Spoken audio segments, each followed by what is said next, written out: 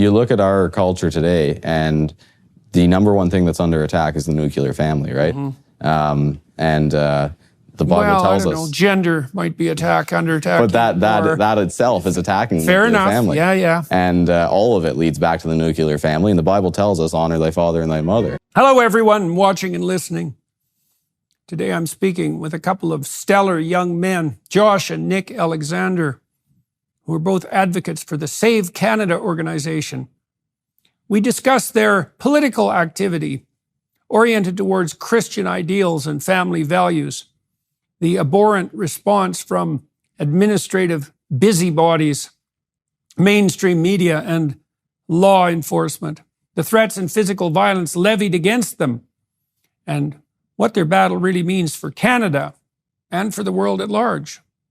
All right, gentlemen, thank you for coming in.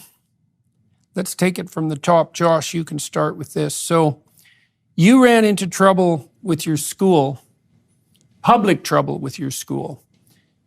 How long ago now? Well, so I actually used to go attend the public education system, and I got in trouble during the Freedom Convoy, mainly just over the mandates and the vaccine requirements and all that. But I left that school and I went into the Catholic board, and I really started getting in trouble around October, November of 2022. So how do you know this is not just you? Well, I mean, we're looking out across the entire education system, you can see that any student that stands up gets in trouble. And then I watched what happened just to my little brother last week. He was suspended for simply wearing my hat. So I know it's not simply based on what me as a person, but what I believe in. He was suspended for wearing your hat? Yeah. Okay, explain that. Yeah, so It's a particularly evil hat, I presume? Apparently so. It's the same hat that I've worn for, I guess, 3 years now. It was an organization started by a bunch of students in Halifax, actually, and we picked it up here in Ontario. And it was against the mandates, and it was just about restoring a traditional culture in Canada. What does the hat say? Save Canada. Save Canada. Yeah, and you got thrown out of school for that. Okay, so tell me that story, and then we'll go back to what happened with you. So what's the rationale here for, you're wearing a Save Canada hat. So no, why are you wearing? It was our younger brother. He's 14 who got kicked out of school for this. I see. So they're trying to get rid of all the Alexanders. Now, are you still in school, Nick? No, I'm done. I'm done school. You're done? Yep. And what grade are you supposed to be in? I should be in grade 12. The highest I have is grade 10, though. Okay, so let's go back to the trucker convoy. What were you doing at that point in the public education system, and why did you get in trouble? Can you make a case for yourself first, and then make a case against yourself? Because I presume the teachers and the other hypothetical professionals assumed that they had some reason for giving you grief and misery. So why don't you lay out both sides of the argument? Yeah, sure. So basically, I went into the education system, and it was obviously it was quite crazy, the lockdown restrictions and everything that was going on. And as a young person, that was weird. We'd have the cops calling us for playing football with our buddies at a local park, right? And so I ended up just being fed up with it, and a couple of my buddies at school and myself and a student named Monty Walker started doing walkouts in our school, and that spread across the province. And after that, we started organizing them for Nova Scotia and BC and all across Canada. And our school didn't like that. They suspended us. And us being how many of you? I think on the last walkout we did, it was about 10 students from my school. They basically told anybody who wouldn't put the mask on and joined me on the street would be suspended. And a bunch of kids just said, all right, that's it. Now, previously, we'd have we had about 50 students coming out from the 300 student school, and then we'd have crowds outside from parents and stuff supporting. So it became too much pressure, and the school just started kicking us out. Mm-hmm. How old were you when you started organizing those protests? I guess I would have been 15. You know, one of the things I was surprised about watching what happened with young people was the fact that so many young people actually put up with it. Now, of course, I'm not young, obviously, but and I might be deluded in my belief, but my sense is that when I was that age, 14 or 15, the people that I was associating with in this little town up in northern Alberta, I don't think we would have put up with the masks. Now, that might just be wrong, but young people did put up with the masks and for a very long time, and you got sick of it. Yeah, I mean, everybody put up with it, and that's what shocked me. I'm from the riding Renfrew, Nipissing, Pembroke, which is famous for being the most conservative riding in Canadian history. I would have thought it would have been an immediate no, but apparently not. And everybody just went along with it. That it was the new normal, apparently, and I wasn't okay with it. And I knew that there were some people who weren't okay with it in private, but none of them were willing to take the risk of, maybe getting arrested, or even, like, I would go shopping and I'd get the cops called almost every time just because I refused to wear a mask. And you get looked at differently when you're disobeying the rules as a young person. Yeah. So why do you think you weren't willing to go along? And, well, let's do two things. Had you gotten any trouble in school previous to your political involvement? No, I hadn't. I was actually an award-winning student. I received the Citizenship Award. I was previously homeschooled, went into the public board. How old were you when you went into public school? I was grade 7, so I guess I would have been 13. Okay, so you were in the public school for a couple of years before the mandates came in and before you started raising trouble. Yeah, so I went there in grade 7. I ended up, like, the mandates only started to come in right at the end of our grade 8 year. And we graduated, not in person. It wasn't, that wasn't allowed, but I received an award. I had a good reputation. Why do you have a good reputation? Just because I have morals and character, which is not something that should be lacking in an elementary school, but it is. And I mean, my dad was also a teacher, and he had a really good reputation. He actually got to teach me in a couple of my classes, and I graduated from that school, went into high school, and everything just changed. Right. So you weren't a kid with a pattern of troublemaking behavior who used this political opportunity to, like, elevate himself in status. That wasn't the game. Yeah, never. Okay. So what do you think the mask mandates and the lockdowns over those couple of year period did to people who were essentially your age? I think it had a terrible effect on my entire generation. I mean, you'd see the stats on the news about the suicide rates and the depression and anxiety or whatever, but you could actually see it in person as a student. You go to school and I had never seen anything like it. The morale was so low.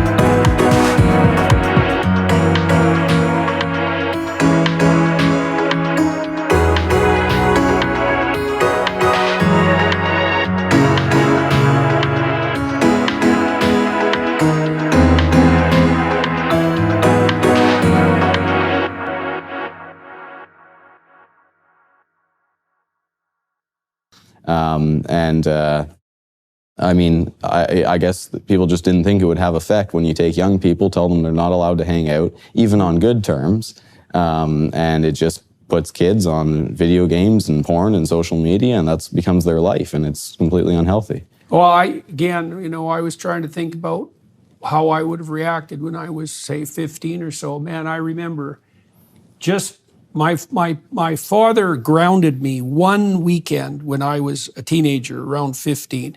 And I still remember being at home Friday and Saturday night when I wanted to be out with my friends. Like, that burned itself into my memory. It's like, that's not really that much of a punishment, and I'm sure I deserved it, but it drove me crazy. And I thought, I just can't imagine what it would have been like to be, say, between 14 and 16 and locked up, essentially, wrapped in a mask, unable to communicate.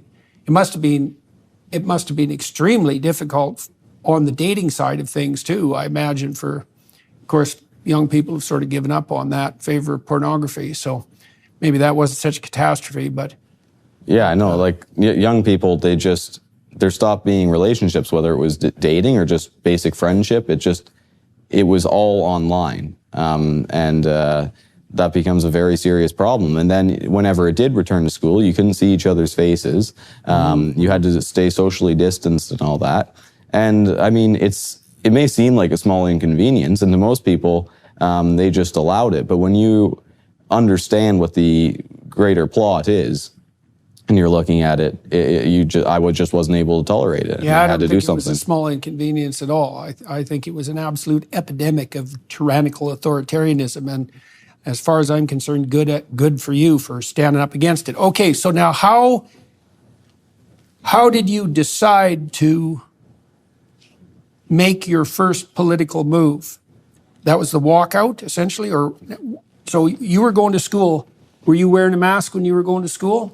For the most part, yeah, I would have been wearing the mask. I would still get in trouble because, like, if I was not in class or something and there's no teachers around, I wouldn't be wearing it. But I would, for the most part, wear it. But I would still be getting called to the office. I even got called to the office once because a student reported me for not being vaccinated, which wasn't even a requirement at the time. But yeah, it was. I would get in trouble for the smaller things, and just because I would voice my opinion on it, and put questions in students' heads like what's actually going on and why they're forced to cover their faces and stay home, and so yeah, the faculty didn't like that. And how many times do you suppose you were called to the office? At like around the Freedom Convoy, it was almost every day, if like not several times a day. Okay, and so what were you doing during the Freedom Convoy? So that was really what sparked the change in me, I guess. I had been semi-complying all the way around, at least in school. Elsewhere, I didn't really care. In fact, I got fired from my job for not wearing a mask and whatnot. But what was your job? Oh, I was just making coffees. I was 15, I had a job. And spread a lot of germs making coffee, So yeah, they fired me there, but like I wasn't complying outside, and school was really the only place I was doing it. And then we went to the Freedom Convoy. We meaning who? Well, my brother here and our friend Monty, and we even at the very end brought a few other students to help out. But and you went to Ottawa? Yep. And we were down there for a while, and it was weird going to the convoy and seeing everything free and everything normal, and seeing the country come together, and then going back to this just depressing tyrannical state. And I had enough, and that's we decided to start doing these walkouts. It was as simple as me. I think I just put up a photo on Snapchat or something, one of those apps students talk on, and I just said, "Meet me at my locker at whatever time. We're done. We're walking out." Were you a reasonably popular kid at this point with your peers, or was it polarized? Like, why did anyone listen to you? I wouldn't say I was incredibly popular. Like I had a pretty good reputation still, but my opinions certainly weren't popular. But I mean, in grade 9 and 10, that isn't as big a deal as it is further on in life.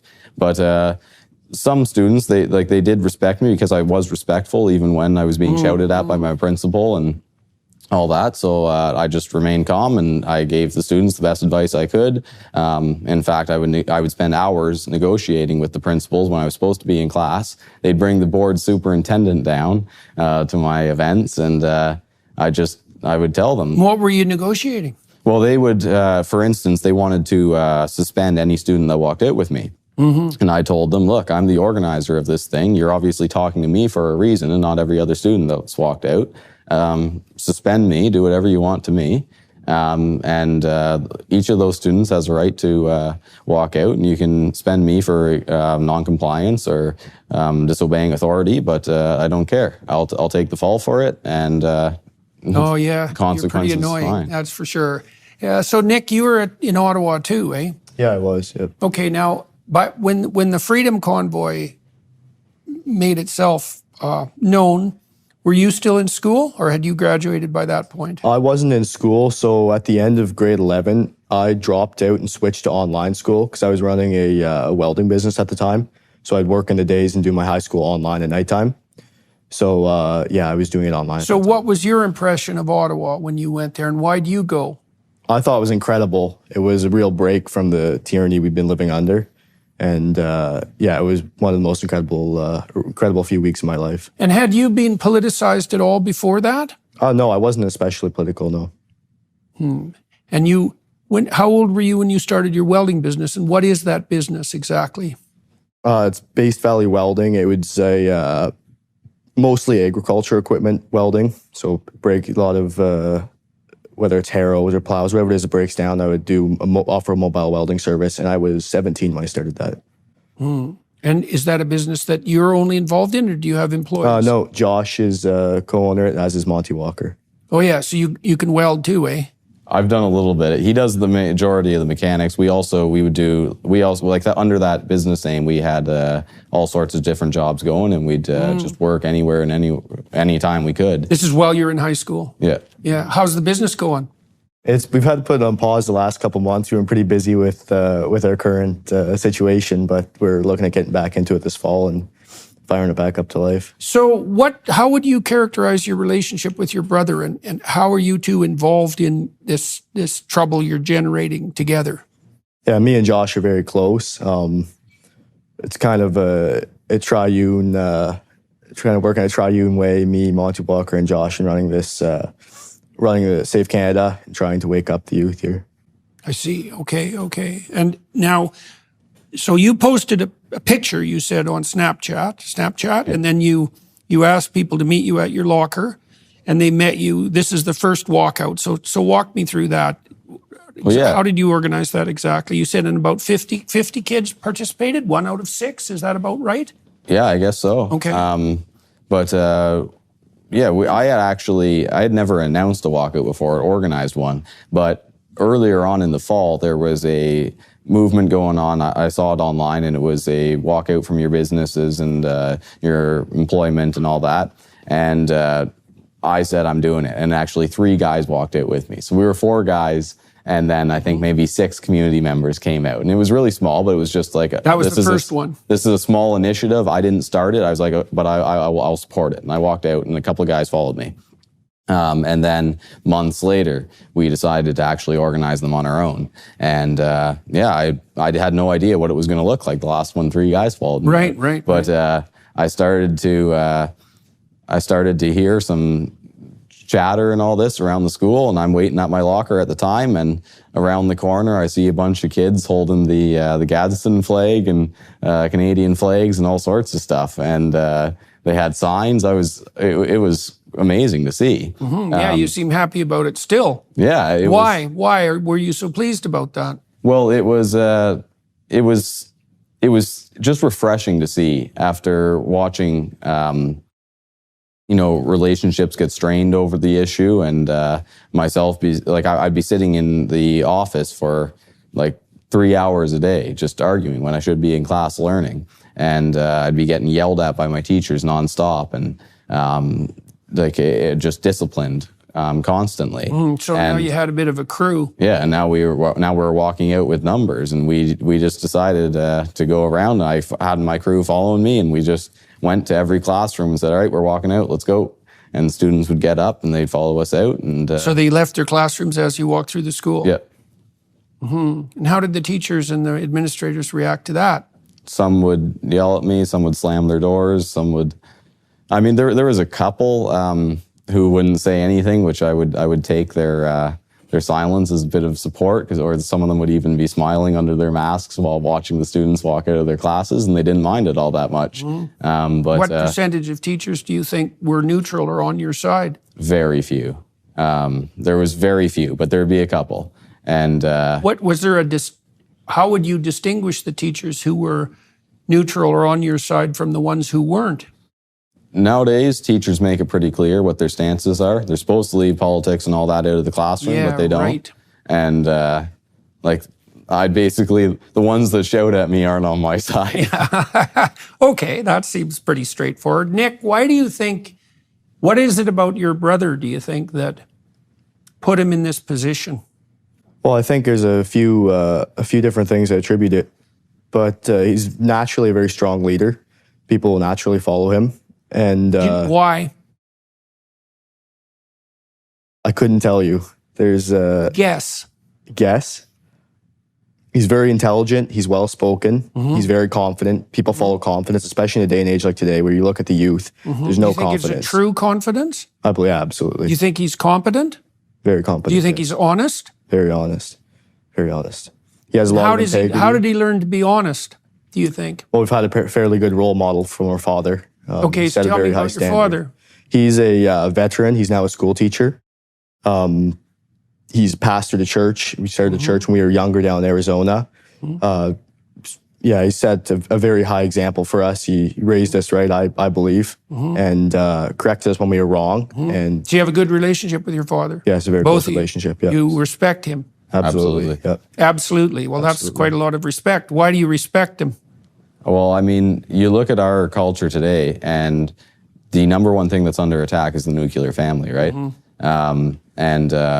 The Bible Well, I tells don't us. know. Gender might be under attack. But that itself is attacking the Fair nuclear enough. family. Yeah. And all of it leads back to the nuclear family. And the Bible tells us, honor thy father and thy mother.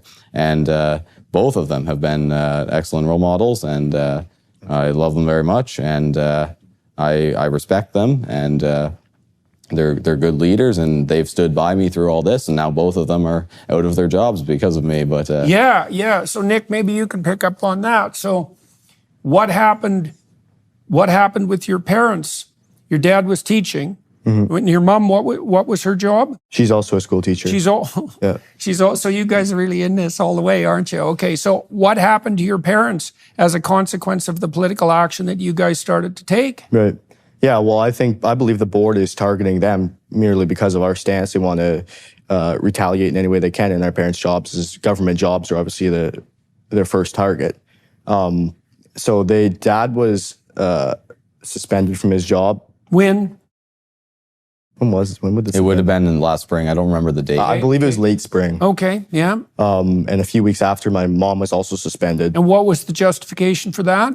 So my dad was suspended because on paper, the justification was because of his online actions, which was funny because at the time he had no social media. It wasn't until after, in response to that he actually got social media. So when they put him on leave from his work, they said it was for his online actions on social media. And he had no Twitter, no Instagram. So what none were his whatsoever. online He actions? had none. It was a blatant lie by the board. And so afterwards, he got you can look up the date he got it. It's Yeah, on his no, that's Twitter. fine. And that's when he got it. He got it because of that. And yeah, a few weeks later, my mom was also put under investigation because somebody went up to her door and posted a pride flag on her classroom door, which nobody has the right. It's her classroom. There's no reason to do that. So she went up in the morning, just took it off the door, and she was placed under investigation for that. And on what grounds? Touching the sacred object? Like what exactly was the problem there? That fact, I guess it's considered hateful to not want to play They a said she was a danger to students. And this was a kindergarten classroom that they posted the flag on. A better question is, why is there a pride flag on the door of a kindergarten classroom? That's my question, not the fact that the teacher took it off. But Yeah, well, it's the mob for you, buddy. So you weren't very political before you went to the trucker convoy. not especially political, no. All right. So I would have had fairly strong beliefs, but I wasn't I wasn't very active. And now? Whether you consider it politics or morals, I'm quite involved in what's currently happening. And how are you involved now? We're running a lot of different protests and meeting a lot of students. We're really trying to wake up the youth in this generation because that's what has to happen. They have to get awoken. You got punched here a little while ago, didn't you? Everyone thinks it was a punch. It was a blade of some sort. I'm not sure. I believe it was a bladed glove. It could have been a knife, but a lot of the Antifa guys were wearing a bladed glove. Exactly what happened. Now, this was a recent protest. Yeah, September 22nd. Yeah, so tell me exactly what happened that day. So Josh and Billboard Chris obviously organized a protest against gender ideology near Victoria's Park, I believe, right? Yeah, Victoria's Collegiate Institute. Yeah.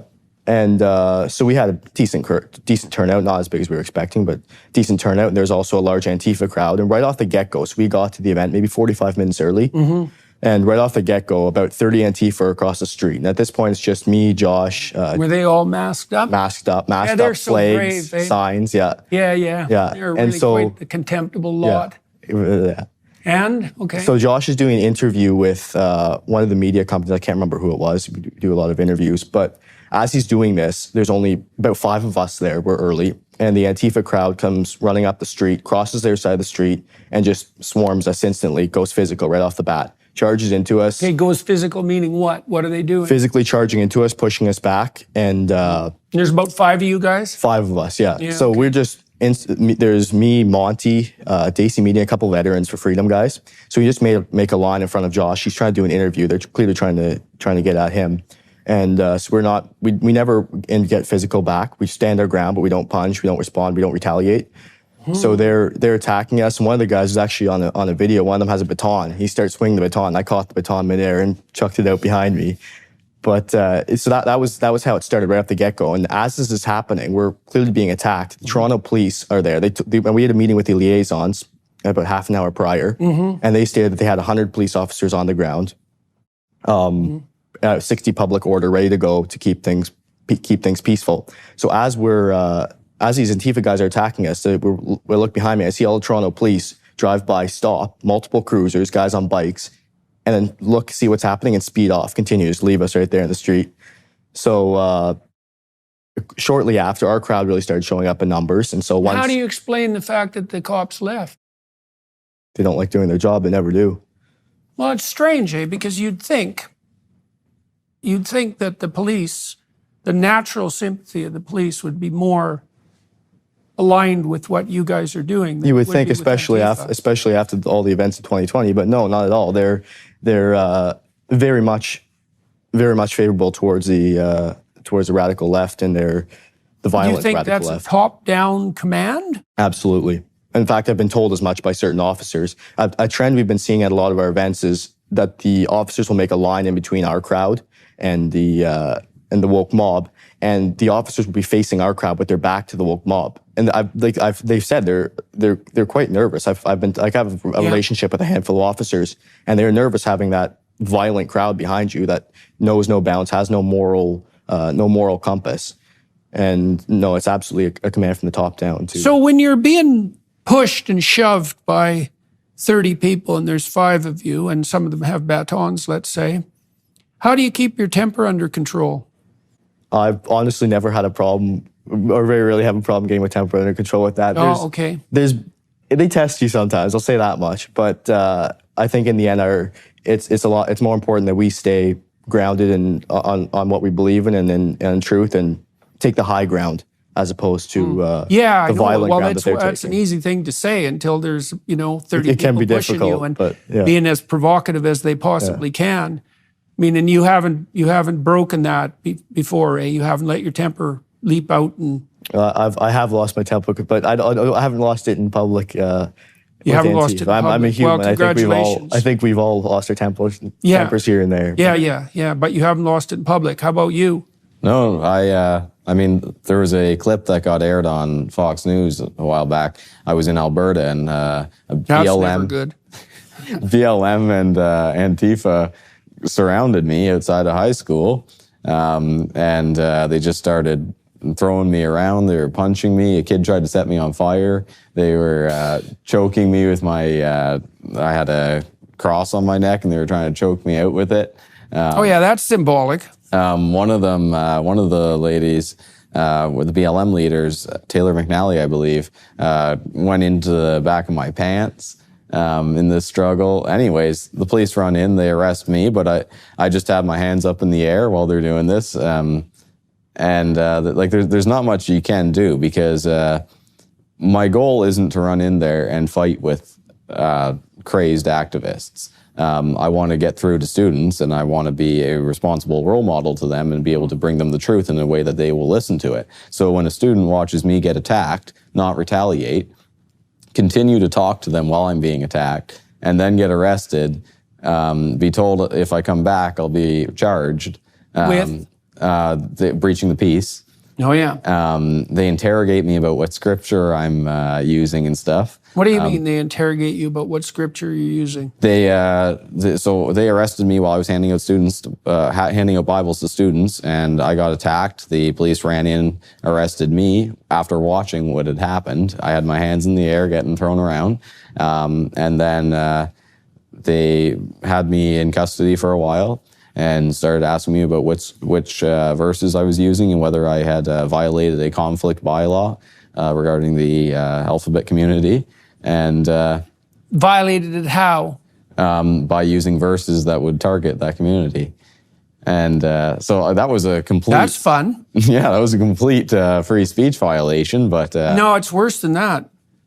Right? That's a freedom of conscience violation. Yeah. Mm-hmm. That's a freedom of religious belief violation. Mm-hmm. Right. Yeah. But anyways, that happens. They tell me if you return, you're going to be the one that gets charged, whether it's you that gets assaulted or not.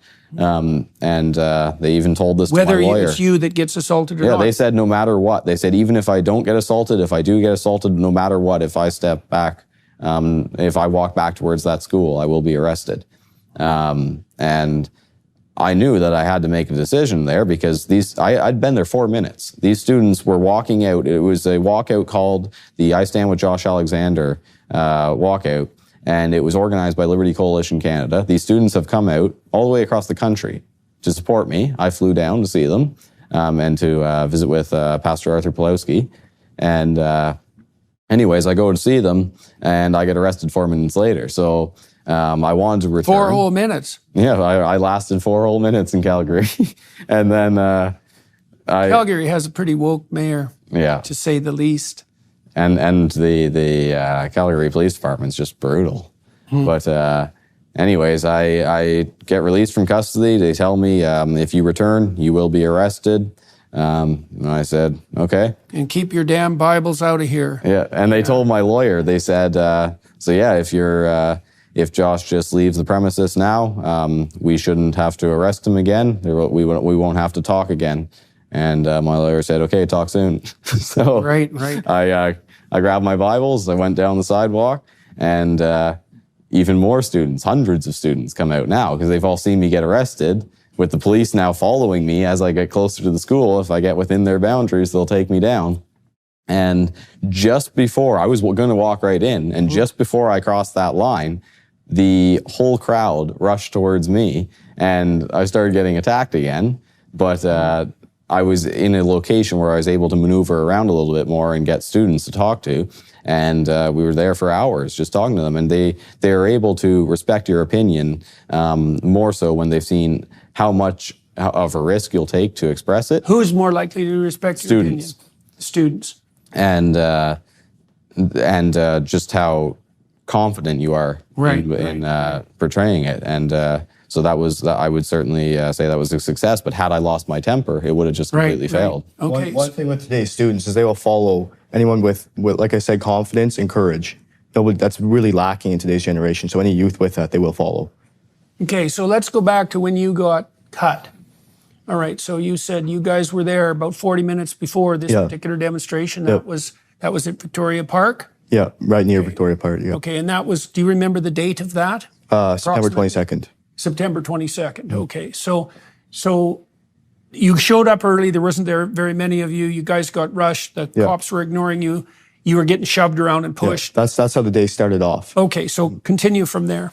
Yeah, so we were there for maybe 2 hours before that went on throughout the day. The cops refusing to do their job, us getting assaulted, went on, for a couple hours. And eventually the cops started actually splitting up our crowd. They kind of locked a smaller group of us behind the police line, with Antifa behind us and the police on the other side, and the rest of our crowd on the other side of the police line. And which really isn't right, because we were the ones that arranged the protest. We talked to liaisons. We talked about it for months. We announced it. We have a crowd there. We don't get, it's not right to shut our side out because a group of violent Antifa have showed up and decided to take over the street. But anyway, so be it. So what good was the liaison? Absolutely nothing. So why did the charade occur? Why did they even bother with the liaison? That's a good question. Well, I had bugged the police for 2 months. In fact, I called them before, and I've organized rallies in Toronto before. They know who I am, and they know my name. Yeah, I and bet they do. I phoned them. They asked who it was, and I said Josh Alexander, and they immediately had to transfer the call, and they give me to some special constable, and I talked to him, and finally, like after 2 months of trying to communicate with these guys, we get a meeting on the ground the day of with these liaison officers. I inform them I want the crowd split it up. I know that there's going to be a violent union-supported protest. Oh, that's right. The unions came out right on the Antifa side, and so did Jagmeet Singh. Yeah, he marched with Antifa. Yeah. Right, he's such fun. Yeah, no, when that was on the 20th, but that day when Jagmeet showed up, he was mouthing a whole pile of words at me and Nick, and he was making gestures with his hands at us. He was looking at doing this at us. He was he? Yeah. Yeah. Were you terrified? Not at all, no. It was entertaining. Yeah, he's quite the piece of filthy work as far as I'm concerned. Boy, he's got all the faults of Trudeau and none of the virtues. Mm-hmm. And the virtues of Trudeau is a very short list. Quite lacking. That's for sure. So if you have none of them and all the faults, boy, you're quite the piece of work. Mm-hmm. Oh, yeah, so he was actively engaged with you two. Was he? Yeah. Oh, yeah, well, that's real heroic of him. You think a political leader of one of the biggest parties in Canada would have a little bit more decorum. Yeah, you might think that, right? Yeah. If we weren't led by a bunch of like delusional 13-year-old girls. Yeah, it's quite something to see. Okay, so you this protest was quite aggressive right at the beginning, and you guys weren't. You not only were you not experiencing any real police support, you as far as you're concerned, they were actually putting you at a disadvantage. Absolutely. Okay, strategically. Okay, so what happens to you? So I was standing down kind of behind their lines. I was in the smaller group that was separated, and they would allow, if my group wanted to go back and join my crowd, I could, but they wouldn't allow anyone else to join me. So I was just they were talking with some Antifa. I start sharing the gospel, as we always do, make a point. It's regardless of whether you're on my side of the ideological war or on their side, I still want to see everyone there saved. I don't want to see. I believe absolutely that all of us are sinners and we all need Jesus, and so I want to see all of them saved. So I was talking with them, sharing the gospel with them. So when you say you're sharing the gospel under those circumstances, what exactly are you doing? Telling them the truth. What? Okay, how do you do that? By explaining to them that me, them, you, all of us are sinners destined to an eternity in hell. Unless we turn to the cross of Jesus and receive his full and free gift of salvation, we will perish. We'll pay the wages of our sin. It's the only hope that there is for this world, is Jesus Christ and his sacrifice, his blood, his atoning blood. And so I was sharing that message with them, which really isn't a message of hate. That's a message of love. It's that you've wronged the creator of the universe, but he loves you. That's never a good idea. Never a good idea. But we've all done it. And he loves you enough to come down and die for you to pay for your sins. And offers you free salvation. So all you you're have to trying do to is make take that it. case in the midst of this melee. Absolutely, yeah. Mm-hmm. So what do you think is the relationship between, let's say, the positive relationship you have with your father and the respect for him that you have, perhaps with your mother too, your religious belief and your political action, as far as you're concerned? How are those things tied together? Well, I think my political action are based on my moral compass. My moral compass is based on my biblical beliefs, the Bible, and the outline set there for us. Okay. So let's go to when you get attacked. What happens? So I'm talking with them, and we're one of the guys on the front of their line dives out and tries to tackle me. So I kind of push him off me. He's masked? Masked. They're always masked. The physical ones are always masked. Usually they all are. But if they're physical, they're guaranteed to be masked. I see. So do you suppose that the people who are masking up like that, like they're planning physical violence and that's why they're wearing the mask? Or do you suppose it's the fact that they're masked disinhibits them when they're at the rally? That, and also because I don't think they're proud of what they're standing for. I can go there without a mask on because I'm proud of what I'm standing on. Yeah. I think the same thing. Yeah. It's like if you have to show up to your protest in a mask, hiding your identity. You're a narcissistic coward, right? And a dangerous one too. Mm-hmm. Yeah, and the police should be using that as a marker for true psychopathy, right? It's absolutely inexcusable. So, okay, so this guy comes after you? Yeah, so he dives into the crowd, just a little guy, tries to tackle me. And so I'm trying to grapple with him, trying to get him off me. I have one hand up in the air to show this cop's here. I'm not assaulting him. I'm being attacked here. So you're protecting yourself with one hand? Yeah. Well, first as soon as he tackled me, I went two hands on him, put him down, trying to get him off me. I have one hand up in the air, trying to keep him away with one hand. And while I'm dealing with this, another assailant literally dives over their line with whether it was a bladed gloves. A lot of them were wearing bladed gloves or a knife or whatever it was. Tell me exactly what a bladed glove is. It's a glove with blade on the fingers, a blade's coming up the hands here, and a blade on the thumb. And are those visible from a distance? Yeah. Oh, yeah. So the cops don't do anything about that? Because I don't imagine those are legal weapons. I haven't looked into it. I presume they're not legal, but I haven't looked into it. But no, the cops don't do anything about that. And this isn't a new thing. We've had Antifa bring knives to our events for a long time. Yeah. So anyways, yeah. So this guy dives across, and I kind of in my peripheral vision, I see him coming. So I back my head out of most of the hit, and he just grazes across my eye. You can probably see the scar there. It's 5 or 6 stitches. I can't remember what it was, but. And how close is that to your eye? I don't know, maybe an inch. And oh yeah, that's pushing it. It's pushing it, yeah. Especially I'd say so. Yeah. So now you're cut. Yeah, so I'm cut. I kind of stand up. I watch. I can't see a lot. I have a lot of blood in my vision. It's kind of blurry, but what I believe the cops picked up the guy who attacked me and put him back in his crowd and kind of closed in all around us everywhere. They picked him up and put him back in the crowd. Yep. They didn't arrest him. Didn't arrest him. And so I see the cops, everyone's kind of closing in around me. It's hard to see, and the cops start ordering me to leave. I'm like, no, I was just attacked with a blade.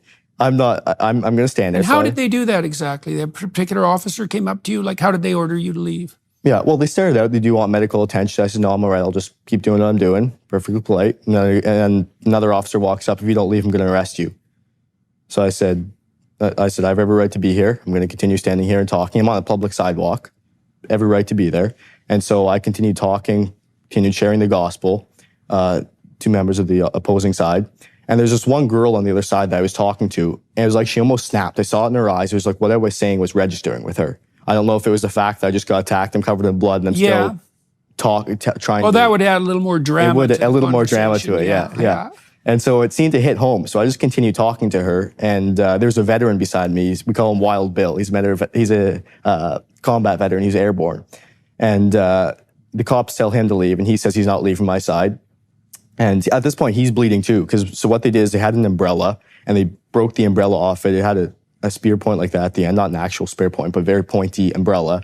And they basically fabricated into a spear, and they were trying to stab us with that. And they caught him in the hand. His hand was all bloody from it.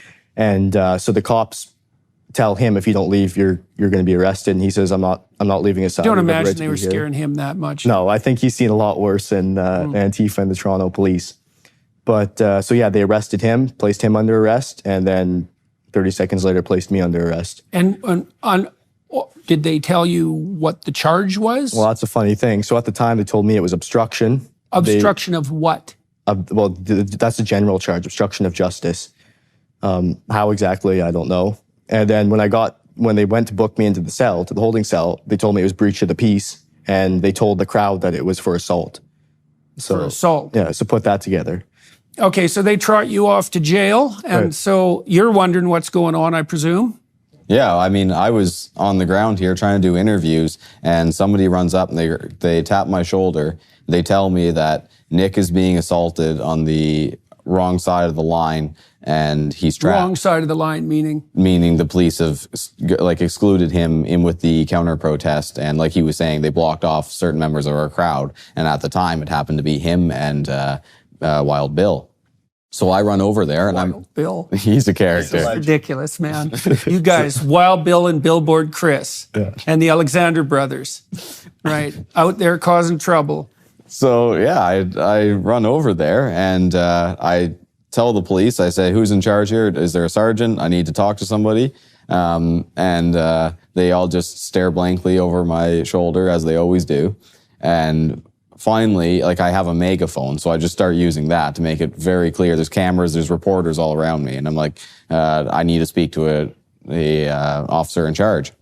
So finally, a sergeant comes up and he starts talking to me, and I tell them. And what was the tenor of that conversation? Again, because we have this weird situation where, as far as you guys are concerned, the police, at least secretly, are somewhat predisposed to be positive to you, and so now you're putting this guy on the spot because your brother's arrested. Like, how's he isn't even arrested at this point. This is where I realize that something's about to happen, and I go up to him and I tell him, "Look, the policeman." Yeah, I tell him, "Look, my brother's across the line there. I'm the organizer of this event. I've been talking to you guys for 2 months. You've already kind of betrayed us here, and I need to go speak to my brother. So let me open up the line, let me go through. If you want to bring an escort because you're worried I'm going to start agitating, that's fine, do that." So they refuse that. They say I can't talk to him, and they're keeping their line closed.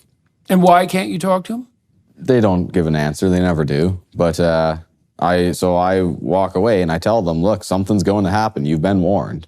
And then I start looking for a even higher officer and looking for my liaison officer, somebody that can pull some strings here and make something happen. Anyways, about 10 minutes later, as I'm doing my thing, somebody runs up to me again and they're like, your brother's bleeding.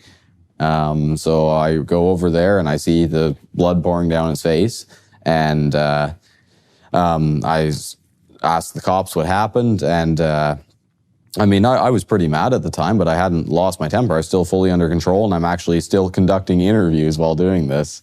And then I get a hand reaches over from the other side of the police line and taps me, and it's Wild Bill, the veteran. And he hands me his keys, and he says, I love you, Josh, but they're arresting me now. And I got to go. He says, can you hang on to these for me? I said, sure. So I take these, and they arrested him on the same kind of charges they arrested you, I presume? Yeah. Despite the fact that he'd been stabbed with an umbrella? Yeah, we're both bleeding, and yeah, so bleeding without a permit. Yeah, it's crime. Right. Yeah. Well, you got a good battle scar out of the deal, so. This is true. This is true. Yeah, right. Yeah. Okay, so. Well, yeah, so he hands me his keys, and I look over at Nick, we make eye contact, and at this point I know, okay, Nick's being arrested too. I've seen it too many times. And so then I see Nick get arrested, and the cops are shouting at me now, and they're yelling that I'm going to be arrested. I'm not even on this other side of the line. I'm on my own side talking to them, asking what's going on.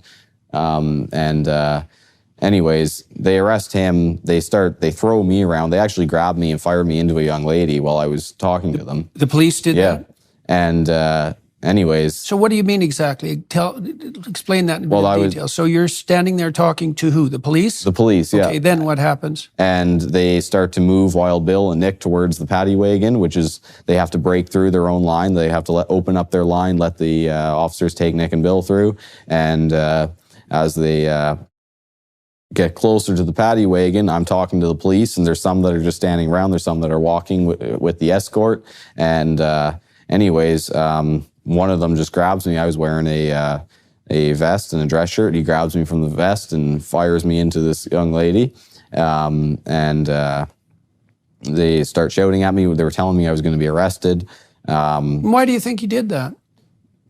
They're just, a lot of them, they take unnecessary violent measures just because they can. A few of them enjoy it. Like they've been standing here in the sun with a bunch of crazy counter protesters screaming in their ear, and they're bored. Frustrated. They've done their crowd training, their riot control, and they just do whatever they want. And there'll be no repercussions. And yeah, they know there will be no repercussions. Look what happened at the Freedom Convoy. anyways, so they do that, and Nick goes in the paddy wagon, and me and Monty, who was also on the ground, we go running after this paddy wagon. A bunch of students from the school follow, and I'm trying to talk to officers, and I'm trying to figure out where the paddy wagon's going, whether he's being given medical attention, what's going on.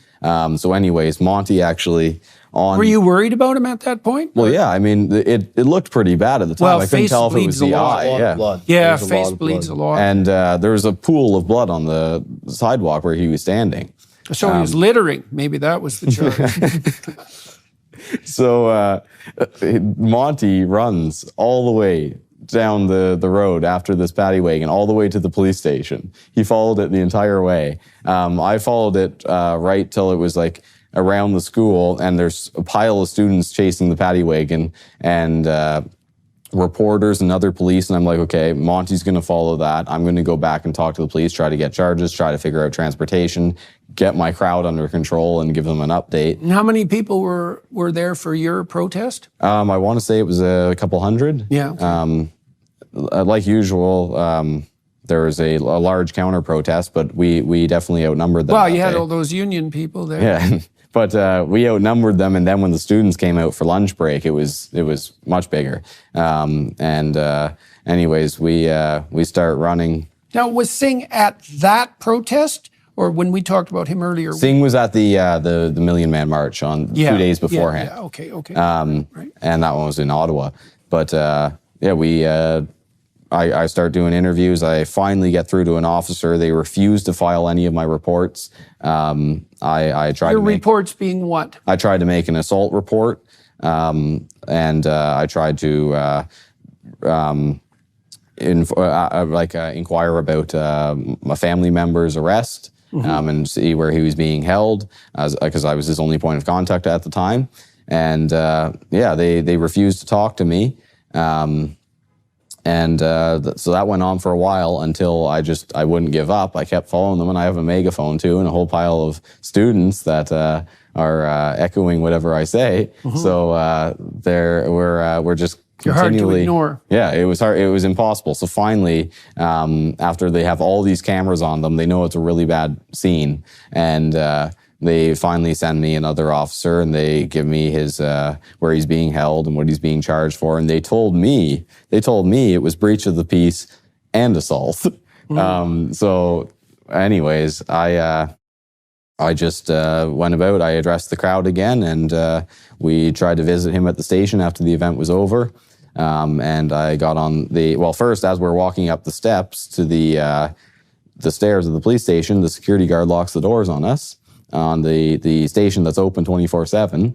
So there's a help number on the door, and I call that, and it's on camera. They hung up on me, and then they refused to answer any of my other calls. And so then after waiting for about half an hour, I get another call from a police officer, and they're like, "You're not allowed in the station, but we can put you on the phone with your brother for a bit." And we got to talk on the phone, and it turned out he was at the hospital, and they dropped his charges. So you never were charged with anything? No, they dropped the charges, in the hospital. They kept me, they took me, I was bleeding a lot. They had me in the paddy wagon for about 2 hours. And right when I got to the precinct, I heard a couple officers talking outside the door, and they said that the ambulance is here. They wanted to check me out, but they wouldn't let the medics in for about an hour and a half before finally they took me out. Okay, so that actually answers a question I had, because I thought, well, you want to give the devil his due every time you can. I thought, well, maybe they bundled you away from the protest because you were bleeding. And no, not at all. No way. That's, the fact that they had the medics detained away from you for 90 minutes seems to indicate that medical treatment on your behalf was not the reason. Yeah. And the paramedics, so they, after about an hour and a half of waiting, maybe even longer, the paramedic, they take me out to the ambulance. I go in the ambulance, I'm still handcuffed in there. And the paramedic looks at me and goes, "Oh wow, you're going to need stitches. We have to get him to the hospital." And it still isn't. It's still bleeding because there's a lot of blood, a lot of blood loss, and so the paramedics wanted to take me to the hospital in the ambulance, and the cop said, "No, that's not. We'll take him in a cruiser later." So they take me out. Wow. Yeah, they take me out. put me back in the paddy wagon, leave me in there. So they refused to let you go in the ambulance? Refused, yeah. Wow. I guess I was too big of a threat to society to have me. Yeah, fair enough, fair enough. So they take me back to the paddy wagon, put me back in there. I'm in there for maybe 20 minutes, 30 minutes before they take me, check me in, put me in a cell. I was in the cell for a little under an hour. Had you been in a cell before? No, I'd been arrested before, but always a whole new thing. Yeah. Jail food's not good. They take your shoelaces? No, I was wearing cowboy boots. They checked. They said take his shoelaces, and then there's where they saw my boots and they said they aren't need to take. I see. I guess it would have been a suicide watch too. But yeah. I was in the cell a little under an hour probably. So what are you thinking when you're in the cell? When am I getting out of here? Yeah. I was hungry. I was quite hungry actually. After, were you upset or worried? No, I wasn't worried. No. Why not? I didn't have what's the worst that's going to happen? I'm going to be locked up for a few weeks before a court date, and at best I'm going to be let out in a few hours with charges dropped. And I know I didn't do anything wrong, so I'm hoping there's still a little bit of hope left for a justice system that I'd be let out with no charges. There? Questionable. It's quite corrupt. It's quite corrupt from the top, but it's quite corrupt all the way through. All the way through, yeah. I guess if you get a good judge, you can be lucky. But so, anyways, they took me. After all that time, they put me in a cruiser and took me to the hospital, escorted me into the hospital. I'm still handcuffed. I'm covered in blood. So I walk into a merge, and the people there start freaking out. I guess You're still handcuffed? Yeah, I guess they thought I'm a murderer, right? A guy walks in covered in blood, in handcuffs, and police escort by him. And the receptionist says, you're going to have to put a mask on. And so I look, I say, I'm not going to do that. And they say, no, you have to put a mask on. It's policy. I said, what are you going to do? Call the cops? Good. So, you said that? Yeah. I said that. Good. Oh, and man, that'd make the whole day worthwhile just to be able to say that. And so the cop beside me just starts laughing. That's good, man. That's really funny. And so they let me through. They took me, I sat me down. I can't believe they told you to put a mask on. That's so perfect, eh? Yeah. It's like it's orchestrated. Yeah. Yeah. Yeah. That must have made your day. It was quite comedic, yes. Yeah. Oh my God. Okay. So let's go back a bit here to your parents. So, all these protests and so forth are unfolding. Both your mom and dad, now they've been suspended. Okay. Now were they suspended with pay or without pay? Well, they were suspended with pay. And then they were basically told that they have to abide by the... by what? They basically have to comply with measures that don't go along with their religious beliefs. It's wrong. It's harming kids. So in your mother's case, exactly what does that mean? So someone puts a pride flag on the door of her kindergarten class. She takes it down. Okay, what is she supposed to abide by exactly? Is she supposed to put up a pride flag? Like what the hell? What's exactly the issue here? What's she supposed to do? I guess she's supposed to publicly advertise sodomy on her kindergarten classroom door. And she's not going to do that. Anyways, they basically said that, I don't even know, they probably pulled up a bunch of different policies and they told them you have to abide by these things, and it's all woke, radical left ideology. Mm-hmm. It's being forced on kids, which is exactly what I'm fighting and why I've been kicked out of school for over 10 months now. And you're getting an education. Oh yeah, much better than I was at school. But, definitely. I've been kicked out since last November of 2022. So. And what's the rationale for? I'll get back to your parents, but what's the rationale for your continued suspension exactly? I mean, that's a long suspension. I don't know what you'd have to do on the juvenile delinquent side to warrant that sort of suspension, but it would have to be something pretty damn serious. Maybe you'd have to knock a teacher unconscious with a metal chair, for example, like happened last week in the US. Though I doubt if they'd suspend that student for 10 months. I guess we'll see. So what's the rationale for keeping you out of school? And this is a Catholic school, right? Yeah, it's a Catholic school. Which makes it even more blackly comical as far as I'm concerned. Yeah. Because you think they might be on the side of the scriptures. Yeah. Just you might. That was what I thought. Like I'm personally not a Catholic. I'm a born again Christian, but going into the Catholic board, I would have assumed that they would maybe sympathize with my views a little more than they did. But anyways, we get in there, and actually it was on one of my first days in the school. This wasn't why I was kicked out, but this was kind of where I realized that, wow, this is not a very biblically based school. When my math teacher started saying that creation was a myth and it was all hypothetical in the Bible, and he started saying the entire Bible is hypothetical, and so I challenged him on that a bit, but as opposed to the unalienable truths of woke doctrine. exactly. So he, anyways, that teacher ended up being the teacher whose classroom the debate broke out where I actually got kicked out for an extended period of time, and it was because he was shouting at me like. I was in a classroom of 30 students. I'm in the back right corner, and I have all these students turned around in their desks, and the teacher just shouting at me. And what did you do to provoke him? So students beside me started asking about an interaction that had happened earlier in the day, because I had been called to the office and whatnot, because I challenged my law teacher, where she was talking about how students can be whatever gender they want and all that. And I challenged my law teacher on that. And that was something that me and that teacher, we would respectfully go back and forth, like nonstop. From the very first day I was there, the first 5 minutes I was in her class, she went on to say that the Freedom Convoy was unlawful before it had even gone through the courts. So we started, that was the first one, and it just went on every single day. We'd go back and forth, and it was always polite and it was always fun, but we never agreed on anything. And anyways, some students heard that there was quite a controversial debate in her class the other day, or the other morning, and they wanted to hear what happened. So these students are asking me questions, I'm answering them, giving my opinions on it, and the teacher gets involved in it. And long story short, he says that there's like 73 genders or something, and it's a spectrum, and we can be whatever we want to be, and I should explore myself, and males can breastfeed children, and all sorts of just crazy stuff. And at that statement that males can breastfeed children, I responded to that and said, that's pedophilia. And this is where it got really awkward and the debate kind of started to turn.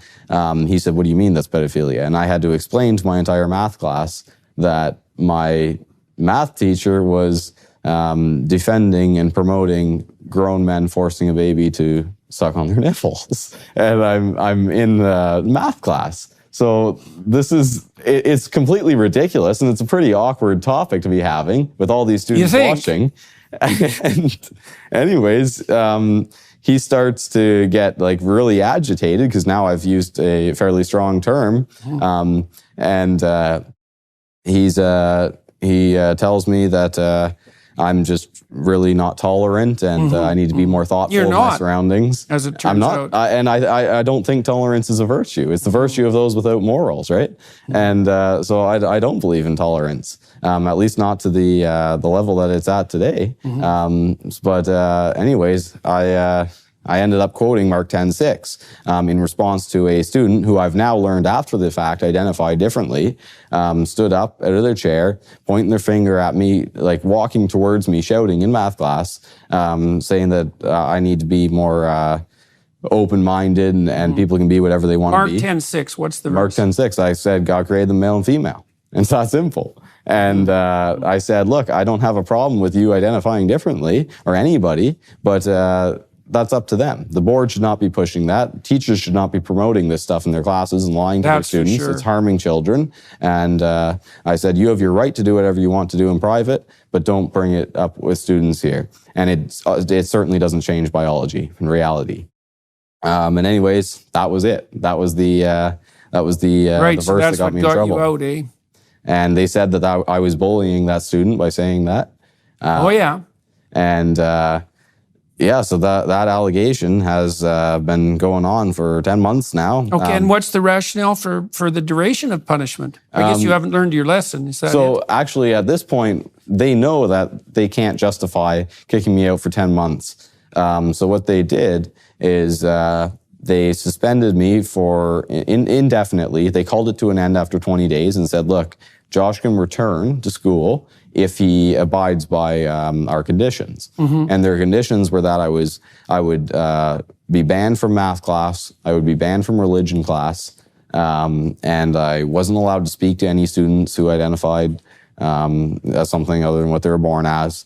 and a bunch of other smaller conditions, none of them which I agreed to. I said, look, I've done nothing wrong. So it's on you now, is it? Because you're not abiding by the rules. Yeah. So I said, I've stated my religious beliefs. This is a Catholic school. If you don't agree with my stance on biology, let's open up your Bible. You claim to hold the Word of God as the supreme text in your own statement of belief. And so I said, let's open up the Bible. I said, and he said, well, we can't do that without priests and bishops and stuff You here. I damn said, bring them all. Protestants I said, pointing to the Bible. I said, bring them all. I said, we will open a Bible. I said, we can have a whole conference meeting if you want.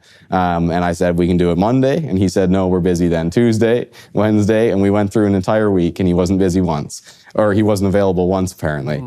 And I said, okay, well, I've offered, the offer still stands. I'm happy. To this day, I'm happy to open up the Bible and argue with these heretics. But anyways, they refused to take me up on that offer. So they kicked me out. I then got in contact with Liberty Coalition Canada, and they provided me a lawyer, James Kitchen, and we went back and forth for a while. Just with the school board's lawyers and mine, and they said that because I refused to abide by their conditions of return, I'd be excluded. I see. Okay. And so it's not disciplinary. It's not disciplinary. Oh, I know. No, that's like the actions against me with CP Ontario. It's not disciplinary. It's like, it's just we don't trust you. It looks like discipline, and it smells like discipline, and it sounds like discipline, and it's in fact discipline. Yeah. But you're not going to use the word. It's like, okay, you guys, we know what you're up to. And the funniest part is that they told me that the school board cannot exclude anybody, and that's why they have such an open border policy on all the washrooms in the school. Right. And I said, oh, really? Then why am I under an actual exclusion order? Under the Education Act, it's called an exclusion order. And but apparently this board can't exclude anybody. And I've been under that order for 10 months, and they just informed me just recently that I'll be under that order for another year. Another year. Yeah. And maybe longer if I don't agree to their conditions, or if we don't come to an agreement. So what are you doing to salvage your education, your credentialed education, let's say? At this point, for credentialed education, all I can do is, I suppose I could withdraw from the school and try to enroll at another school, and we all know that wouldn't. Yeah, it wouldn't go that wouldn't go very well. No. You could do it though. I could, and I've considered it. Move strategically. But I am fighting against the board right now, and we went to the Ontario Superior Court of Justice on whether I had standing to appeal all the decisions made against me, and I won. Wow, that's good news. It was. How are the legal bills going? So that one obviously paid for itself because we won. But like I said, Liberty Coalition Canada supports me, and so they cover all the costs on that end of against the school. But we won that case. So now I believe it's at the beginning of November. I will be going into a hearing, a 2-week-long hearing. Are you pursuing damages? Yes, we are. How much? I don't remember what the damages were. My lawyer would be the better guy to ask about Approximately? that. Do you know? No, I wouldn't know. I wouldn't know the number. But so let me ask you about your parents again. Sure. So you said to begin with they were put on leave with pay. And what was the spacing between your father losing his job and your mother being suspended? 2 weeks or so. 2 weeks. Oh, yeah, wow, amazing. Convenient. You'd think they would have been more intelligent strategically than that. But my sense of the people who persecute in this manner is that not only are they corrupt ideologically, they're absolute morons when it comes to strategy. So it usually comes back to bite them. Okay, so they suspended them both with pay to begin with? Yeah. And then they put these conditions on both of them. I presume your parents weren't willing to abide by the conditions, so did they then suspend their pay? So at this point, right now, they're just waiting because the board gave them that deadline to agree with the conditions. They didn't. They asked for an extension. They're working with the union. I bet the same union that protests me. I imagine the unions are really working hard on their behalf. The union was in that meeting that went viral. My parents' union, where they were naming me and saying that they need to come to my protests. They put out emails to their entire union saying, "Go protest Josh Alexander outside the RCC DSB headquarters," and all this. So we can already figure how much support they're going to give my parents. Yeah. But that's where it's at right now. So it's really only a matter of time. They're just killing time. It's the same thing my board's doing too. The time is on their side. Of course it is. Yeah. They'll just kill it. They're as long not as they suffering can. directly from the consequences of the delay. Yeah, that's one of the terrible things about being dragged through a process like this, is that it's 100% the advantage of the people who are using the process as the punishment to drag it out as long as it possibly can be dragged out. How old are you? 17. 17. You don't look 17. You look older than that, both of you. Well, that's good for you. You're not kids. And most 17-year-olds are kids. Lots of 30-year-olds are kids. You guys don't look like kids anymore. So that's something worth attaining when you're young. So what has this done to you? I mean, or for you? And how has it hurt you?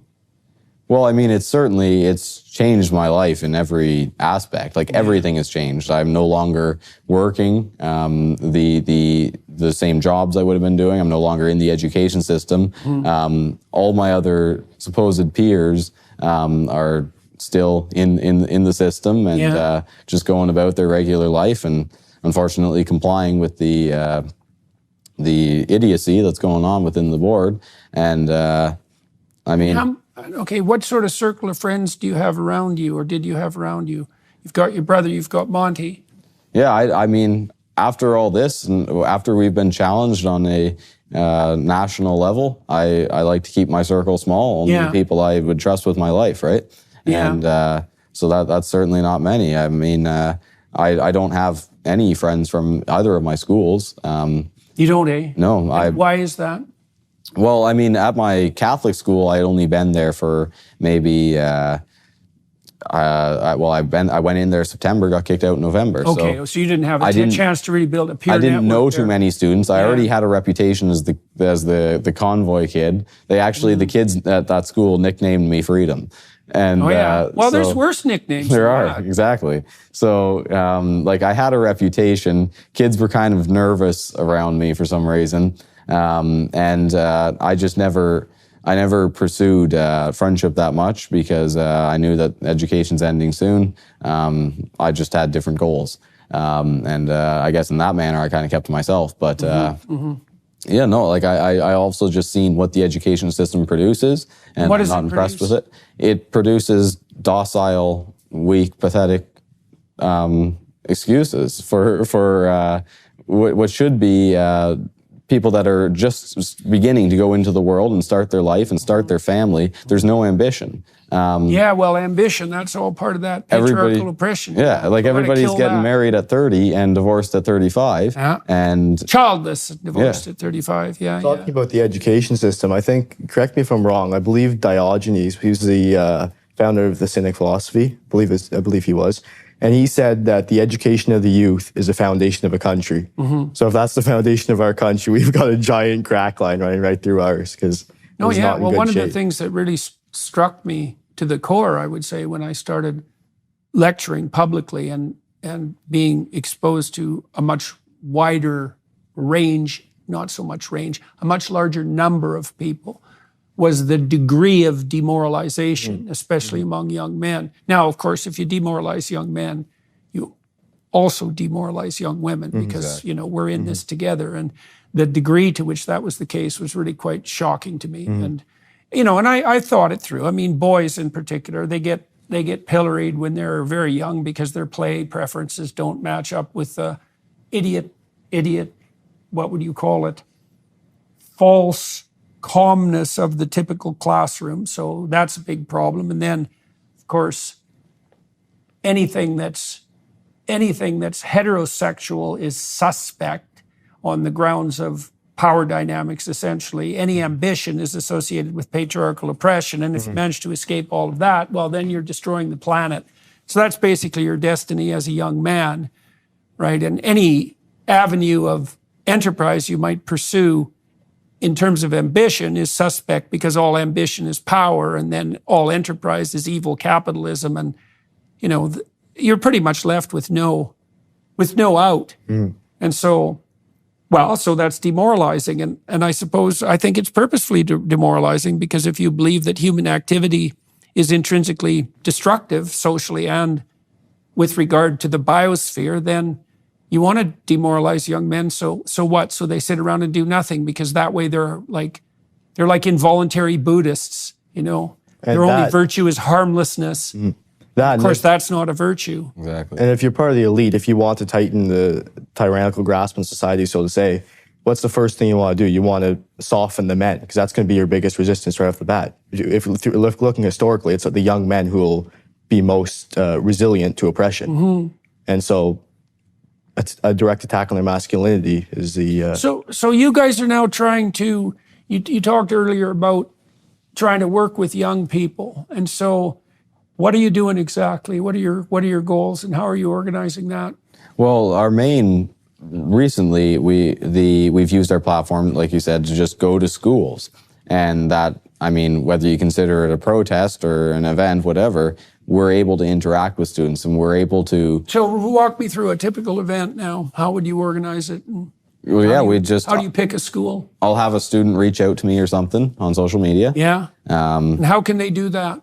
Well, they just message me and they tell me, they tell me what's going on in their school. How can they message you? Let's tell people so in case they need to message you. It's on my Twitter's official Josh_A and my Instagram's Josh.Alexander_Save Canada. Okay, so if they want to get in touch with you, they can do that. Sure, okay, yeah. so someone gets in touch with you and then you organize something. How do you organize it at a school? Because, of course, the school isn't going to let you, organize. So, the way we do it is we usually just, we talk to the students, we ask them for a little bit of a layout, what it looks like, and if I can get in contact with a police officer or something, I'll warn them and tell them we're coming here, and then we throw out a post on our social media, and it gets shared around a bunch, and we just show up, and show up where? Like where at the school. We'll just go on the sidewalk or wherever. We aren't allowed to go on the school property. Right, so someplace adjacent to the school. And how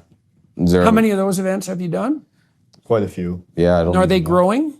Yeah, rapidly. Yeah. They are, eh? Well, like if you look at the numbers, the first gender-related protest that we had in Ottawa was in this February, and I believe it had 17 people show up to it. And the last one was on September 20th in Ottawa, and estimates of 8,000 to 9,000 people showed up. Oh yeah, giant crowd. Yeah. So that sounds like exponential growth. Exponential growth. And so 9,000 people, and that was to which event? The Million Man March. We were kind of organizing the one in Ottawa, and so yeah, big, like you said, exponential growth. People are waking up. Do you think you're doing any good? Yeah, absolutely. What are you doing that's working? Well, I think just giving the students in-person interaction. A lot of these students have seen me online. They've seen me get arrested, but they don't really think much of it. It's just kind of a distant figure, right? Yeah. Something that happened, it couldn't happen near me. So what we do is we bring it to their school. We show them how real it is. We have the police and the public order units lined up. We have counter protests. They're watching the culture war on their doorstep. And they're watching it unfold. And something as simple as a kid taking a photo with me and posting it will then embolden other children, right? To what?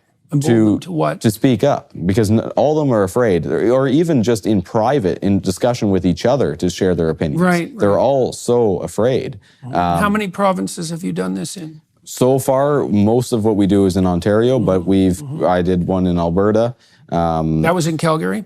Yes. Yeah. And then I believe I did some stuff in Nova Scotia as well.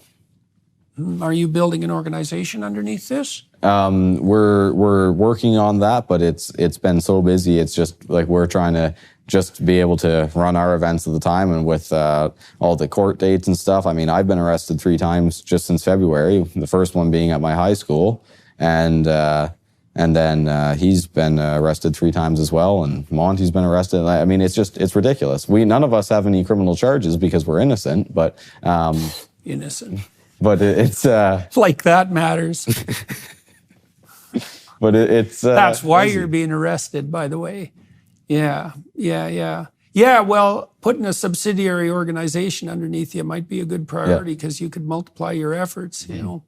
So, have you found other young men or young women, for that matter, who are willing to commit to this sort of enterprise? Yeah, especially in the last month or two, a lot more have been coming out of the woodworks. Like we said when we kind of started, nobody wants to be the first one to step up and take the hits. But if we do that, people will probably follow us, and it is working. Young people are stepping up behind us and following us, and what standing about for what's political right. leaders? Like, have you been reached out to by any political leaders? I mean, we've already established the fact that the Jagmeet Singh is not one of your fans, which is definitely a testament to your virtue, as far as I'm concerned. But what about other political figures? I would say that the politicians have been the biggest disappointment of anybody. There's not a single MP that has yet, while representing the people, publicly said anything about what's going on. And a lot of people, myself included, when I saw the Conservative Party elect their new leader, Pierre Poilievre, I had a lot of hope. And I thought this guy, I had watched him since I was little, and I mean, I knew he's really good on the floor with his analytics and stuff. What do you think he should do? Well, I think he needs to speak up. He needs to speak for parents. I mean, we did that event on September 20th. He did announce that he was on the side of the parents on Twitter during the million person march for children. Person march. But the issue was he was on West Block Parliament, right? The morning of, he was there. And he walked by, and we have it on camera, while the crowd's assembling for the march. And we actually had the crowd chanting for Poilievre to come out. And just to have like a sense of leadership, right, in the political realm, and it doesn't exist. And it's like, I recognize that it may not be the wisest strategical move for a politician to get involved in the culture war, but I think that's also one of the biggest mistakes Canadian politics has made. The American politics includes the culture war. It's one of their biggest talking points. But here in Canada, it's, like I said, it's just analytics. It's the price of milk and all this stuff that it matters, and it's something that our prime minister is failing on right now. But there's not enough leadership. And when I got to talk with Poilievre the face to Conservatives face, often they're afraid, because but I'm seeing that starting to change in Canada, because you have people, Poilievre is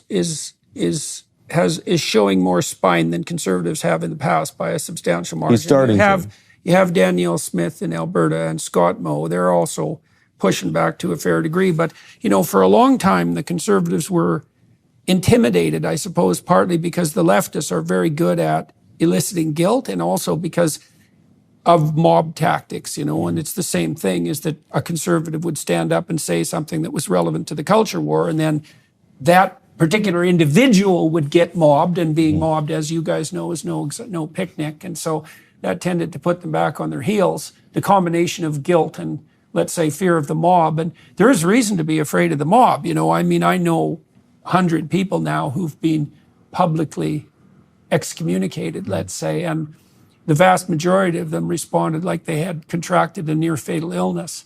They ended up under psychiatric care, or losing a tremendous amount of weight, or, reacting as if they're threatened right to the core, which of course they are. How are your parents responding to what's going on around you, and is your family like very well united in terms of what you guys are attempting to do? Do you speak with each other strategically? How is your family dealing with this? And are you guys still both living at home? No. I'm on the road like almost full time. Oh yeah. And I mean, I spent most of the summer in the States, and then I was in different provinces and just all over the place. Oh, yeah. So Okay. We're from a little town of 1,000 people, and there's not much you can network from there. But Right. So we haven't been living at home, but yeah, we're constantly talking. Our family's pretty close, and I mean. And are you the only two siblings? No, we have a younger brother who we were speaking about earlier, and then a... Right. How old is he? He's 14. Right, and what did you say had happened to him? He was just... He just got kicked out for wearing your hat. Yeah. Oh, yeah. Are you marketing those hats? Yeah, they're website, yeah. That's, which website is that? SaveCanada.shop. So if you need a hat, SaveCanada.shop? Yeah. Mm-hmm. Yeah, okay. Well, maybe we can scare up some more purchases for your hats. See how many kids we can get kicked out of school for illegal hat wearing. Yeah. So what's the plan for the future? Well, right now it's hard to predict what's going to happen. Everything's changing so fast. I have like countless court dates coming up, and we have court dates for what? Well, I mean, I have a bunch against my school. I have to go back to Alberta for, I believe, like 5 court dates for the incident that happened at the school. Different stuff there. Yeah, like, so you're again, getting tangled up in legal red tape. Yeah. I mean, like you said, the process is the punishment. Oh, yeah. Whether I'm the one being charged or not, it's a massive disruption to my life. And, anyway, so we're going to be focusing on that. We're going to be continuing to communicate with students. We're also going to try to be... Is that your primary focus, the expansion of your network within high schools in particular? Right now, that's mainly what we focused on, but just because that's who we're able to communicate the best with, because I am in high school, and these students know who I am more than any other group. But... As a young person watching what's happening in the world, my greatest passion is to be able to share the gospel and share my beliefs. Like Nick was saying earlier, that is the only way we will ever truly be able to save Canada, and it's not us, right? But we certainly get to play a part in that, and I want to reach people with the truth. It's more than saying that there's only 2 biological genders. I want people... Sexes, if you will. I want them to be able to understand the truth of the gospel and understand that we're all sinners, myself included, and we need a savior. So if that means that I have to do it in a controversial manner with constant conflict, I will, because who else is going to go and reach those crowds? I mean, they may hate us and they may call us hateful, but at the end of the day, we're sharing the greatest love story known to man. Mm-hmm. How did you get tangled up with Billboard Chris? I met him at actually, he just ended up posting about me on social media after one of the big rallies we did. A pile of students came out of a school here in York Mills Collegiate Institute here in Toronto.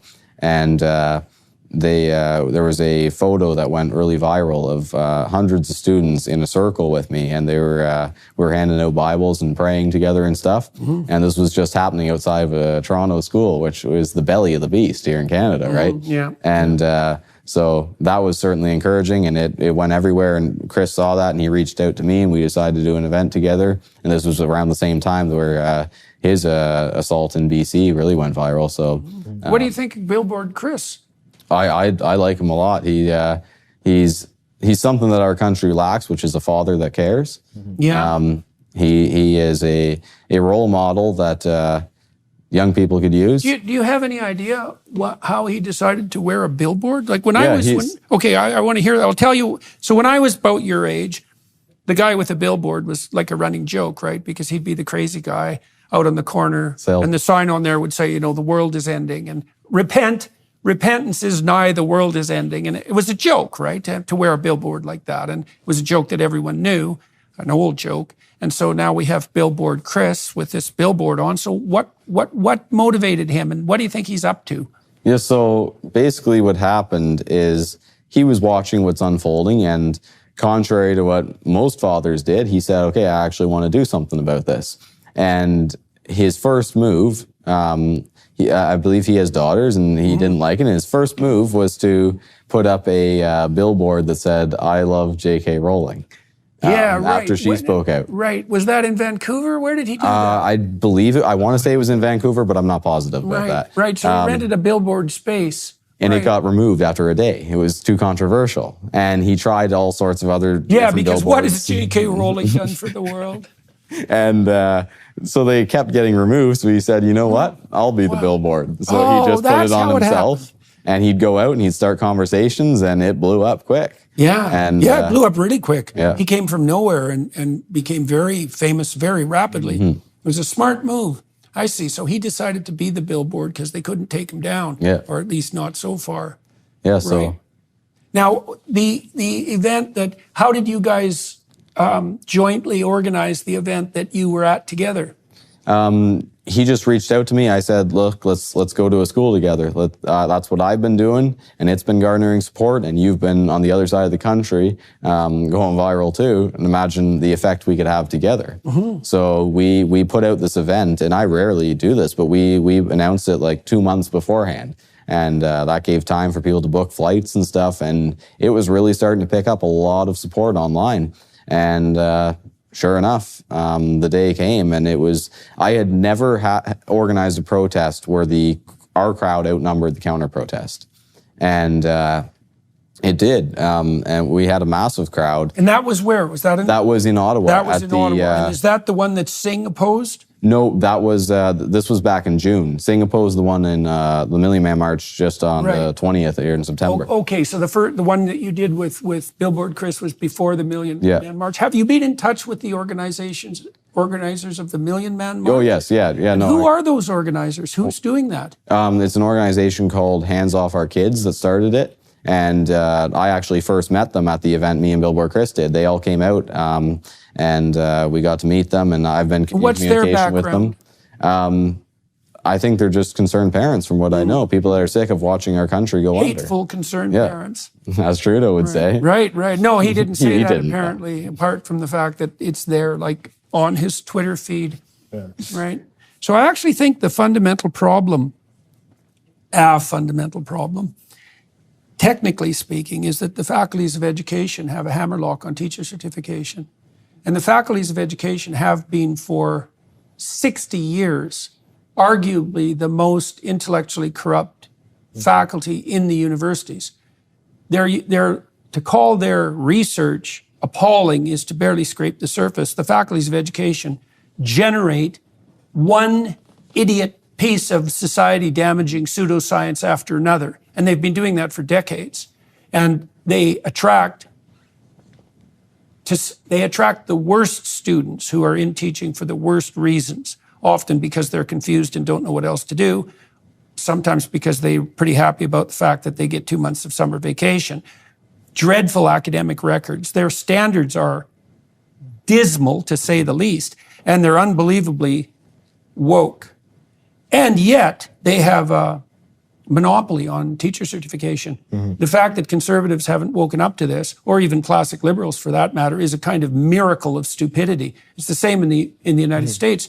The education enterprise complex, the education propaganda complex, right, like the military-industrial complex, has a hammerlock essentially on 50% of American state budgets, because that's the percentage of the budgets that go to the education system. And so it's a complete bloody scam right from top to bottom. But the heart of the beast is the faculties of education. And if conservatives and genuine liberals had a clue, they would take teacher certification away from them tomorrow. And that would be, I think that's the Achilles heel of the woke movement, because as long as they've got that right to certify teachers, they have control over a huge part of the political budgets. And conservatives have been blind to this, well, literally since the mid-'60s. It's a long time, right? That's 60 years. It's like, it's time to wake up, guys. This can't go any farther. So now it must be hard for you two to look forward into the future, eh? Because your lives are very chaotic and transforming continually. It's like, do you have some sense of, because you're young, how old are you?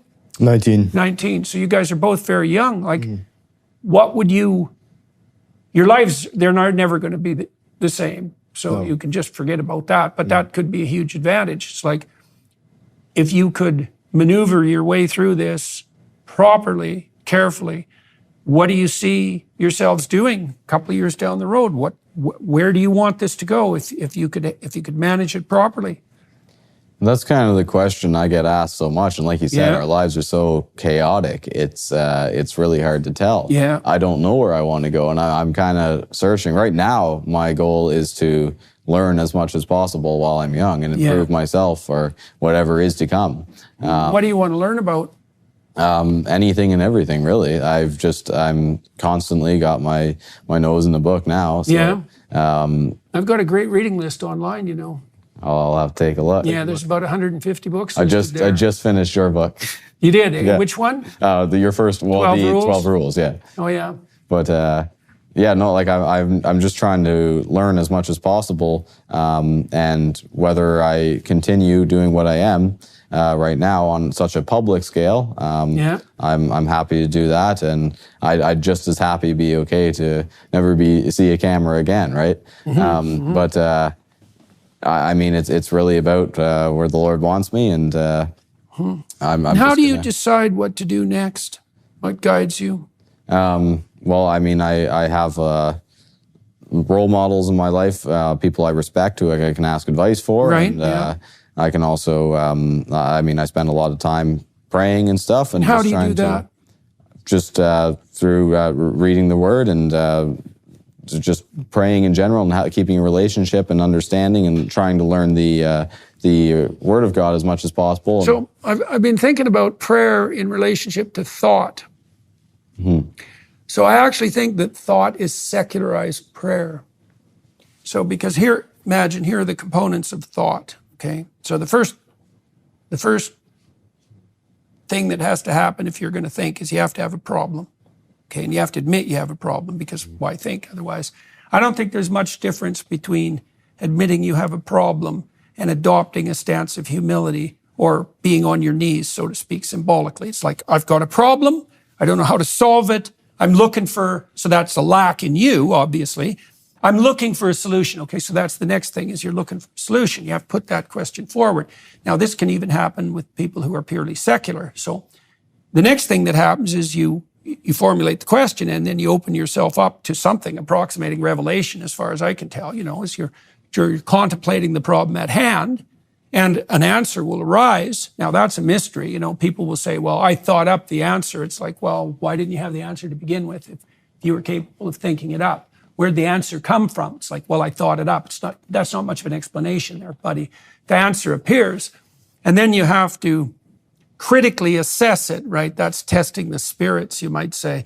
Critically assess it to see if this is a solid idea, or if it comes from sources that are untoward, right? Because you want to be guided by the highest possible spirit, so to speak. And you can establish that in part through dialogue, internal dialogue. That would be part of thinking, or dialogue with other people. But it is possible to step forward on a firm foundation, right? If you do open yourself up, it's something like you've got the humility that enables you to receive the revelation, and then the quality of the revelation is dependent to some degree on your aim. And so if you're aiming up and you're attempting to abide by the truth, then the spirit that makes itself manifest to you in that revelation, let's say, will be reliable, right? And then you can feel your way forward one step at a time and not make a mistake. You can do that with your words if you're very careful. Both you guys, you're very careful speakers. I didn't see any sign in either of you during this conversation that you were taking liberty with your speech. And you're actually in a position of some temptation, because you have so much public attention focused on you. There's always the possibility that whatever flaws you have will be magnified by that, especially the case when you're young, because you don't have a tremendous amount of experience, and all of a sudden now you're in the public light. But I haven't seen any of that emerge in our conversation. And maybe you've been pounded down hard enough by everything that's happened to you to keep you properly humble, hopefully, right? Because with all the attention that's focused on you, you could make some pretty spectacular errors if you wanted to be incautious, right? High probability outcome. So, okay, so you don't know, you're trying to learn. Well, that's good. That's good. Yeah, well, it's a tough one to see through, right? Because things are so crazy in Canada at the moment. It's not obvious at all what the appropriate pathway forward is. And so what's on the immediate horizon? On the immediate horizon, there's, we've got a couple other protests probably. We haven't announced them yet, but they'll be coming out very shortly. How can people keep track of your activities? We post it all on mainly my social media. And tell people that again, it's where they can find out. Twitter, official Josh_A, and Instagram's Josh.Alexander_Safe Canada. So it's Twitter and Instagram that you're using mainly. most. Yeah, do you use YouTube at all? No, but we are starting a YouTube channel. I'm looking to start a show, so I guess that one is going to be something in the near future. Yeah, well, there's a niche, that isn't occupied in Canada, one of the things you guys could do on YouTube, and you've probably got the social reach to manage it, is to start doing an interview series with people who are in high school, right? To talk about serious issues, but among people who are really young. Like, I can see a bit of a cultural transformation starting to take place, tilting younger people more towards a more classic conservatism, but it's really young people, right? It's not people in their 20s even. It's people who are, well, maybe your age or younger. And so there's a market there, and you have enough reach to already start to publicize that. And I haven't seen anything like that in Canada. There's the odd YouTube channel in the US where young people are talking to other young people, but you're in a prime position to do that. And the thing about YouTube is that you can have long and serious conversations, you know, and so it'd be interesting. I'm not giving you any advice because you've got enough things on your plate, but you're already using social media, and you're not taking advantage of the, at least at the moment, of the place where long form discussion is most possible, right? And it'd be very useful for young people to see a place where serious discussion on ethical and political matters would actually be possible. And YouTube's a miracle for that, right? Because there's no cost of entry. And so, yeah. Is there anything you guys want to say in closing? You know, you're going to be talking to a lot of young people in Canada. Nick, let's start with you. Like, you've got all your peers out there, young men like you. What do you want to tell them? Stand up, be a man, do your duty as a man, and don't bow to the woke mob. And what's the advantage of that? You have honor. And what's the advantage of that? You have self-respect. You have respect. Yeah, genuine self-respect, right? Not this false self-esteem. And we're all going to have kids in this world someday. And I don't know everyone else, but I don't want to bring kids into a world like this, how it is right now. So if we can change it, and we can make a change right now, I think it's imperative that we stand up and make that change. What's been the, okay, so you've done what you could to speak your mind. You said the advantage to that, at least in part, is self-respect. What do you think that means, that self-respect that's associated with your willingness to put what you believe to be true forward? Why do you think that imbues you with self-respect? Because I know I'm morally standing on the right side of what's happening. How do you know? Because the morals I'm standing for are based on the Word of God, which is the foundation of my life. So I talked to this guy, Jonathan Pageau. Pageau's worth following, by the way. He's probably the deepest religious thinker I've ever met. He's got an uncanny eye for patterns and for narrative interpretation. He said you're supposed to orient yourself ethically in two dimensions. So one is collective, right? It's like, in order to get along in the world, we have to agree with one another. At least to some degree, yes, at least to some degree, right? Because otherwise it's fractiousness and conflict. And so part of what you're doing when you're seeing if you're orienting yourself properly is to see if you can pull other people into voluntary agreement with you. Now, the problem with that is that that's the crowd, you know, and the crowd can go insane from time to time, and clearly does. Yeah, absolutely. So then the consensus per se can't be the only dimension of ethical orientation. And so there's a horizontal axis of ethical orientation that'd be associated with Jacob's ladder. And the mountain image in the Old Testament is actually a representation, at least in part, of the consensus dimension and the transcendent dimension. And so to orient yourself, you need what would you say, an alliance with what's traditional and religious, and you need an alliance with your social community. Absolutely, yeah. You have to be able to function in society. And right. Well, be a good man as well. You need to have those two dimensions working simultaneously. So, yeah. So, Josh, what do you have to say to young men, young women, for that matter, too? And are you talking more to young men, would you say, or are you talking more to young women? Do you know? I mean, I'm talking to everybody, and it's not just young people. My message is mainly focused on young people, but I think everybody could listen to this advice, and it's not that I'm full of wisdom. You just have to look at a history book, look how culture and societies functioned and were successful, and it was, a lot of it was founded in the nuclear family. And it was found in the truth. And like he was said, as a young man, I want to have self-respect, and honest self-respect. And in order to do that, I need to fight for the truth. And the fact of the matter is, you're going to face persecution for standing up for what's right. We're in a world of evil. Yeah, you're going to face persecution for not standing up for it too, though. That's true. You bet, man. This is the thing people don't understand. especially when things start to destabilize, is you're screwed both ways.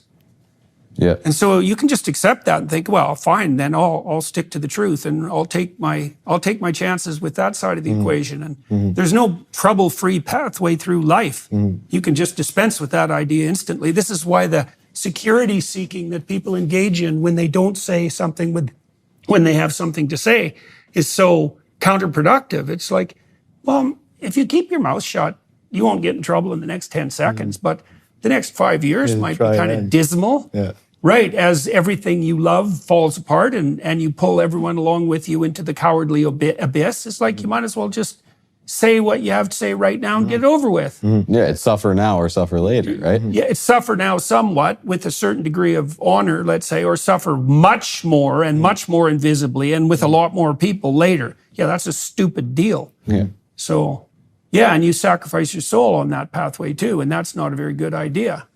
Exactly. So, And yeah, I believe that this life is such a small portion. I truly believe that we're just pilgrims here and we have an eternity to look forward to. And I would encourage any young person to, exercise and maintain self-discipline, learn as much as possible, and get on the winning side. I mean, as a Christian, I know that we've already won. We're fighting from victory and not for it. When Christ paid the price on the cross, that was it. It is finished. That's what he said, and it's quite encouraging to know that. No matter what happens, we win. Christ already paid the price for us. We've already won. Our sins are paid for. So all I can do is continue to fight for what is right and try to encourage other people, young and old, to quit running towards eternal damnation, repent of what they've done wrong, and join the winning side. Like you said, you will face a little bit of suffering now, but it's a lot better than eternal torment, right? And separation from God. So yeah, I would certainly encourage everybody to uphold the truth and focus on improving themselves just in their own life, but also sparking change in a world that is just spinning out of control right now. all right, gentlemen. Very nice talking to you. Thank you. thanks for having us. So thank you, everybody who's watching and listening. Your time and attention is always much appreciated. And to the Daily Wire folks for making these conversations both straightforward and simple and professionally produced. I appreciate that very much. Taking obstacles out of my path on a continual basis so that I can do this regularly. To the film crew here in Toronto, thanks for your help today, guys. It's much appreciated as well. And you guys know, most of you who are watching, I'll do another half an hour with these two gentlemen behind the Daily Wire Plus platform. I don't exactly know what we're going to talk about, but I'll figure that out when we get there. So we've got a lot more to delve into. So if you're inclined to join us on that side of the world, please do. And your support there is also very much appreciated. Bye-bye, guys.